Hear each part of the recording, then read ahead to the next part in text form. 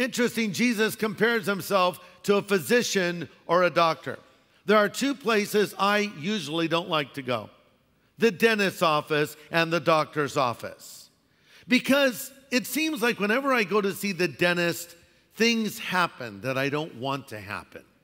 This last week, I went to the dentist for a teeth cleaning. Sounds innocent enough, but then they start looking around for trouble, poking you with those weird little dental tools that in many ways are like torture devices, and repeatedly asking you the question as he holds the drill, is it safe?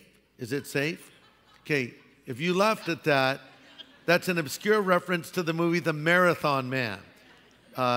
It takes too long to explain it. But there's a scene in which a doctor is torturing the lead character in the film, and he has a drill. And to get the information, he uses the drill when it's not needed, and he keeps asking the question, is it safe? Okay, that's a reference. Okay, my dentist doesn't do that. I have an outstanding dentist that attends our church, and the last thing I would ever want to do is offend him because he could take his vengeance out of me later. Oh, yes. So I don't really like to go to the dentist's office. In the doctor's office, when they do a checkup, you're always afraid they're going to find something wrong. Like the story I heard about a guy that went up for his checkup. It was a very long one, and the doctor came back and said, Phil, I have some bad news for you. And Phil said, well, what is it? And the doctor said, I'm sorry to say you don't have long to live. How long do I have? Asked a distraught Phil. The doctor responds, 10. 10 what? 10 months? 10 weeks? 10 days? The doctor says, 9. 8. 7. It's a joke, people. It's okay to laugh. It didn't really happen. Did that really happen? No, it's a joke. That's all it is. So the doctor examines you, and then he gives you a course of treatment, perhaps a certain medication you should take, or a certain exercise program you should have, or a change in your diet. The main thing is you want to make sure you do what the doctor tells you, right?